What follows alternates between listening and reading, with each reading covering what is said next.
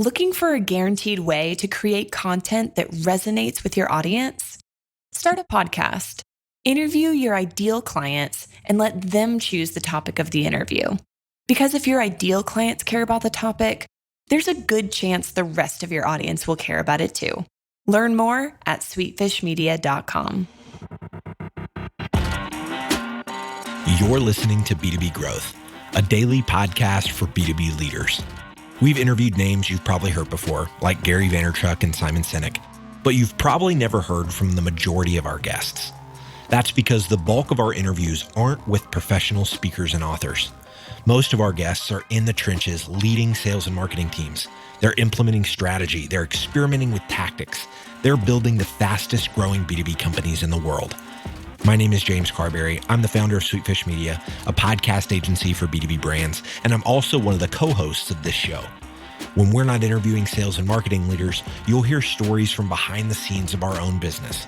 We'll share the ups and downs of our journey as we attempt to take over the world. Just kidding. Well, maybe. Let's get into the show.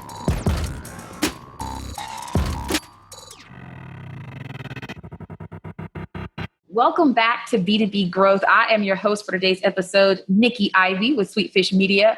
I've got with me today, Cathy Atkins, who is partner at Metis Communications. Cathy, how are you doing today? I'm well, Nikki. How are you? Thanks for having me. Of course. I'm super excited to talk to you. I'm doing well. The sun is kind of shining today here in Austin, Texas. And so it never makes up its mind, but I bring enough sunshine for all of us, I find.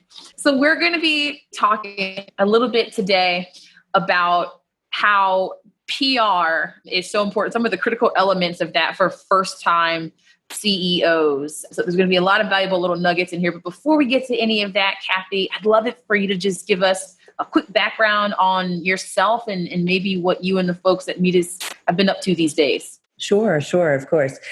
So I'm Cathy Atkins. I'm a founding partner at Metis Communications.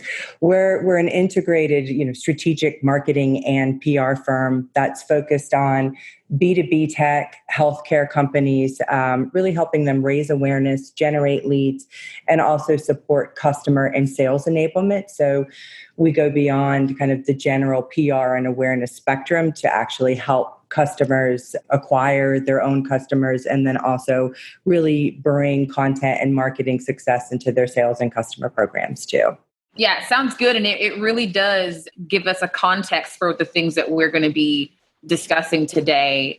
We talked offline a little bit about what it takes to find that success as a first-time CEO when it comes to leveraging PR to do that. And one of the first sort of tenets of that was realizing the importance of doing your homework and understanding the internal marketing and PR resources that are going to help most. Talk a little bit about that for us, Cathy. Sure. It really depends based upon the CEO's background, right? If they come from a marketing background, then they get it. They generally understand it. If they're more engineering driven or have, more of a financial background, then there could be a little bit more potential education. Really, the idea is to really understand your industry and do your homework in terms of what kind of internal marketing and PR resources that you would really need, right? Determine what kind of KPIs you want to track, what's the best type of opportunities to help your sales team, really kind of digging in and understanding how best your customers consume content so you can begin to share that with them. Yeah, and I think that makes sense as far as just having it foundationally, where do we begin, and understanding where you are with your customers makes sense as a starting point. The other point that sort of piggybacks on that is knowing what you stand for. Talk a little bit about the importance of that.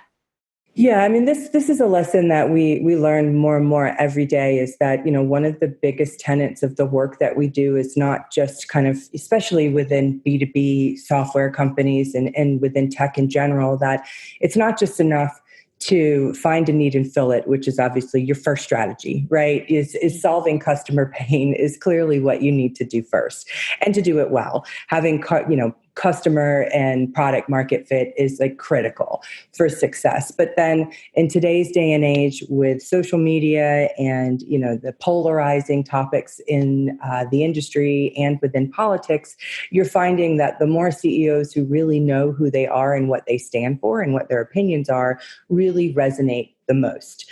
It demonstrates the most kind of empathy for customers. They really get a sense of who you are from a culture and transparency perspective. What are your core values? It's really critical in this day and age to be able to share that type of experience as well. From start to finish, your product, your marketing, your customer support, all of that is part of your entire kind of awareness and marketing strategy. And really knowing who you are is the key to really owning your market and owning your space. Yeah, no, that's really valuable. I know a part of what goes into that for you is to come with an education focused mindset, right? And having the willingness to listen to critical feedback, which is huge. And then I know the third thing that we were really wanting to touch on was this concept of taking a first mover data driven approach. Dig into some examples of, how and why that's necessary. Sure. So really, as far as kind of educating the market or kind of helping reporters or influencers or analysts within your industry kind of really understand where you are is, again, going back to that, really demonstrating customer empathy and helping them really connect with who you are as a company and as a solution. So creating content that's education, that teaches, that takes that data-backed approach, really helping them do everything that they can to improve their lives and make their jobs easier, I feel like really wins. Especially you can tell within the Boston area, there's, marquee companies like Drift and HubSpot who have done incredible education and awareness by giving you all the tools and all the content that you need to support your own work. So we really think that sharing is caring in this sense. And the more you can educate and make it about your end user, the better. And then the less kind of product sell you really have to do, because eventually every customer is qualified for the most part by the time they come to your site. There's a lot of stakeholders and decision makers who are required for purchasing decisions. And you want to be able to connect with them on their own level and, really make it as much about them as possible versus selling yourself and your product. In B2B, sales and account management communications happen via email. You might be familiar with email tracking, sending an email and knowing if the person on the other end opened it or not. The problem is most tools fail when you send an email to multiple recipients. Oftentimes you get a message that says someone opened your email without knowing exactly who. Today's sponsor, Vocus.io, helps sales and account management professionals with per recipient email tracking, so you can identify who actually opens your emails or clicks the links that you send. Vocus.io brings a ton of other features to Gmail and G Suite too, like automated follow-up to leads who don't reply, integration with Salesforce and other CRMs, bulk email campaigns, and much more. All of this without ever leaving Gmail. Sound like things that could make you more productive? We have an exclusive 25% lifetime discount for B2B Growth listeners. To get your discount and learn why so many inside sales teams love Vocus.io, head over to vocus.io/growth. That's V as in Victor, OCUS.io/growth. Just think focus, but with a V. When you sign up, you'll enjoy a 25% lifetime discount on select plans. All right, let's get back to the show. Yes. And you know what? That's kind of part of the Kool-Aid that we drink here at Sweetfish Media as podcasters, right? I mean, because this show could very well be where I've gone and spoken to experts and folks who are doing things in the space like you are, some of my other guests. And then it's just me and someone else here internally sort of talking about it, right?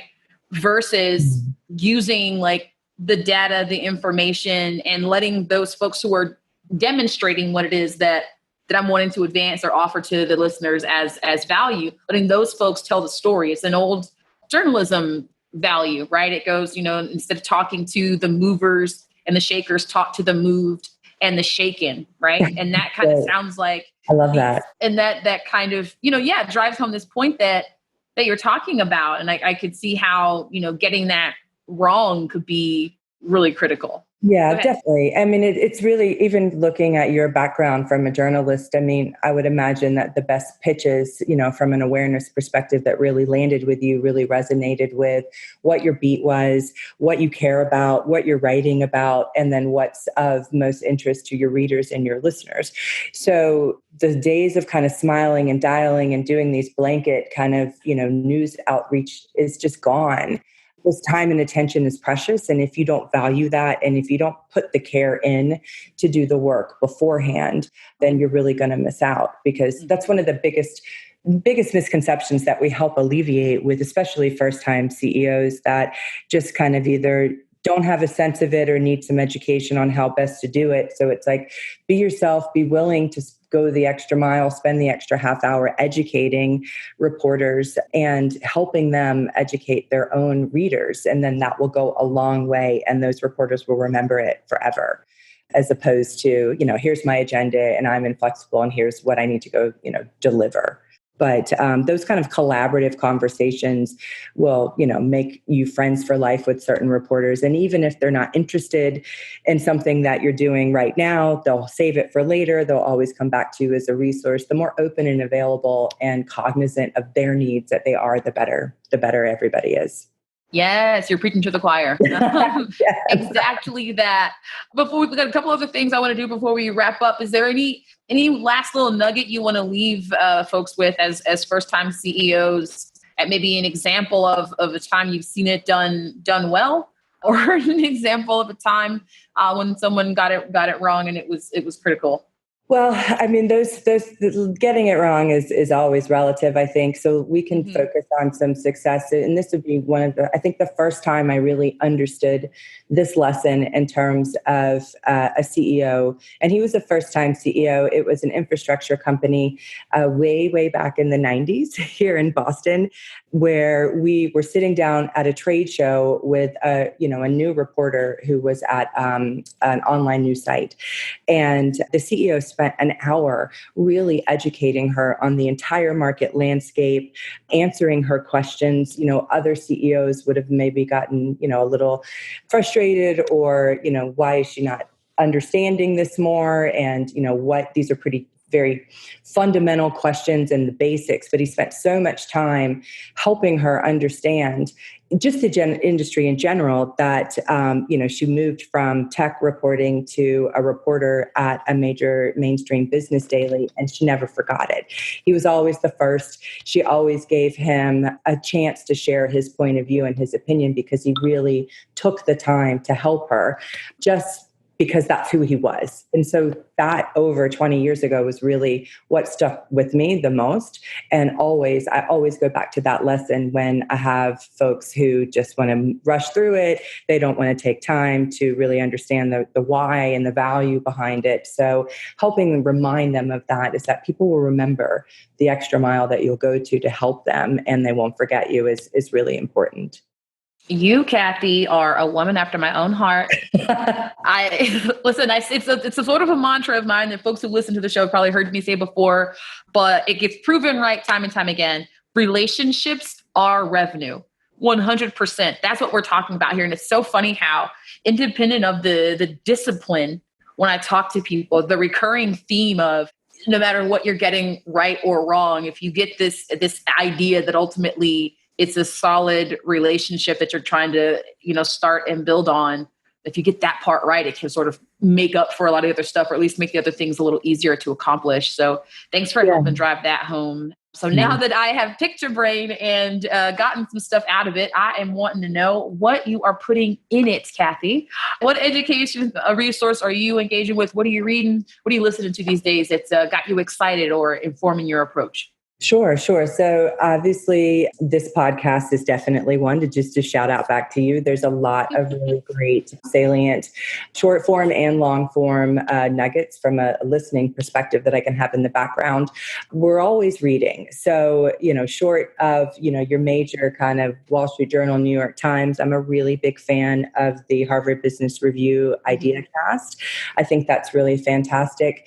And then the blog of actually one of our clients, Basecamp, Signal versus Noise, I think is a welcome antidote to, calm working, strong, distributed teams across various miles, and how to build a strong culture in an age where everybody might be, trying to grow at all costs. But the Basecamp blog, Signal versus Noise, is definitely one that is a go-to no matter what.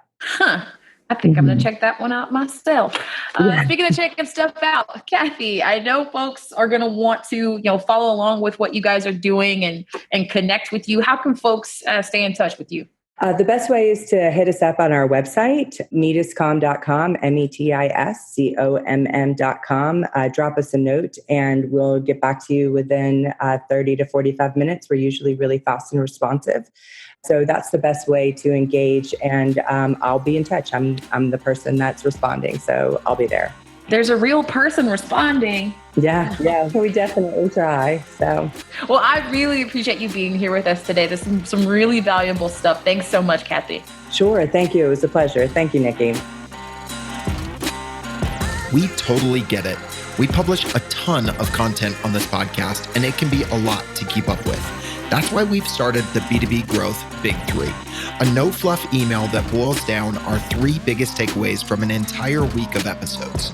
Sign up today at sweetfishmedia.com/big3. That's sweetfishmedia.com/big3.